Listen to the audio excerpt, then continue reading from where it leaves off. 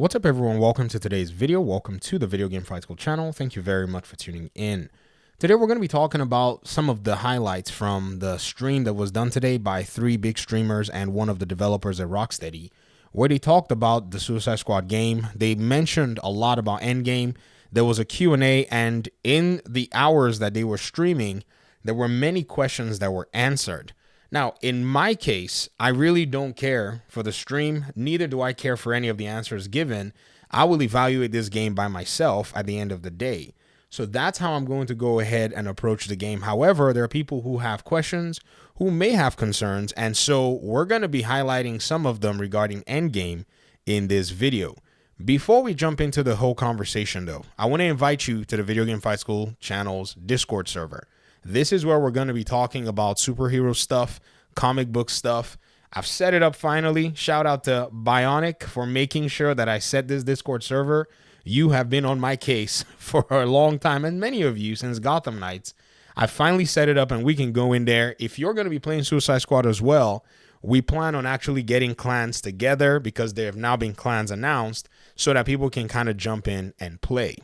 That being said, let's look at something that I thought stood out while they were doing this stream today, because one of the things that I did find out was, the streamers haven't necessarily, according to Dr. Lupo himself, haven't really had much time with the game itself. So he did mention something very critical, which is, their gameplay and their play style and the way they're playing. Just take it with a grain of salt. And this was not going to be representative of how somebody who had mastered the game was going to pretty much be playing the game. Now, the end game. When they were playing the game, they asked the developer a very interesting question. They said, so what is the end game? Or they didn't even say anything. He just told them and said, we're going to transition to end game. So this clip here, this spot here in the clip that I'm showing you around the 1 hour and 5 minute mark, the developers did some configuration on their characters and then pushed them into endgame with endgame gear. And he mentioned a little bit about what endgame will look like. He said it's going to look like mastery. It's going to look like your builds. It's going to look like your gear and a whole lot of things synergized together. That is the kind of stuff you want to hear when you're playing, any of these looter shooters, because why are you looting the gear in the first place? And what are you going to be using it for, right? But then at the end of the day, I think one thing that, I still am not necessarily, aware of is the depth of how this is going to come into play and how it's going to come into perspective, because the characters are kind of set in stone in the way that they're designed. However, one more layer of the Suicide Squad characters compared to, say, another live service game that I've played like the Division 1 and 2 is their traversal is a huge part of the way the developers have designed the characters. But that is still yet to be very much evaluated as gameplay goes on, because that's one thing. When we played the alpha, we got time, about 3 days, to be able to play, enjoy our characters. I could only play for a limited amount of time. But again, as an alpha, I'm not necessarily, holding on to everything that I pretty much am getting. I know the experience is fully going to be, delivered at the time the full game launches. So when all this is said and done, I think the final piece that was missing, regardless of all of this, is the fact that the developers have not yet announced an open beta. They did the alpha, which I commend them for. They were able to come out with this particular stream, have the streamers do Q&A, answer a lot of questions, but game feel is a very, very strong point when it comes to a video game. And that's the interesting thing about all of this. Have you guys ever heard of that video game that, it basically is fun when you're playing it, but it doesn't really look good when you're actually watching it? Okay, this is a phenomenon that I've seen a lot of people basically, express their opinions by. They've basically, had their own feelings about a video game that they've seen and have judged the game only by what they've seen until they play the game. So I think the developers right now are in a place where they have to bridge that gap, and having convinced those of us that played the alpha as to exactly what the game will be, they need to now convince, or at least provide a means to draw those who don't necessarily have that confidence or who are not sure, by bringing them into playing the game. And I think an open beta will really change the entire, conversation. Why?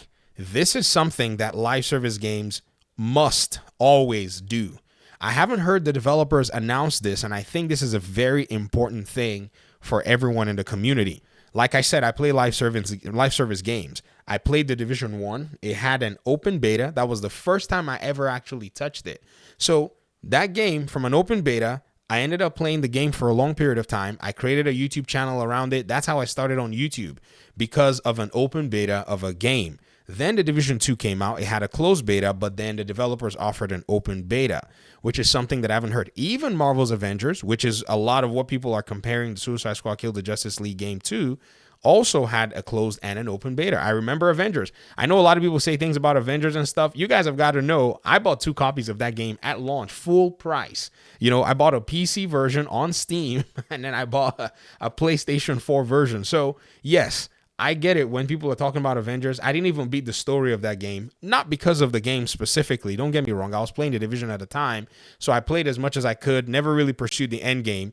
But I think right now my, live service time is a little freed up because the Division is in that transitionary period where we're waiting for an overhaul of the whole game and then possibly Division 3. So, hopefully I might be able to dedicate a little bit more time to the Suicide Squad game. However, when you think about the fact that these open betas were things that were able to kind of let people see the game and let people kind of try out the game and give it a better taste, not only say a select number of people, I strongly believe that this is one way that things can go. Another thing too is the way the alpha worked, and I'm sure one reason a lot of people probably didn't play the alpha was because of the NDA.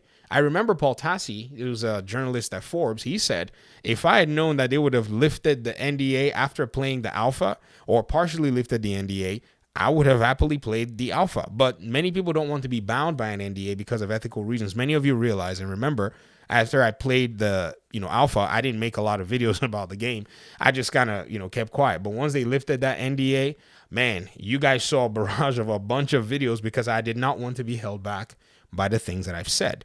So in mentioning these things, talking about the gear, the the loots, the end game, all of that stuff, all that still has a big question mark in my book. We got to see it. I'm glad we see the way how it works.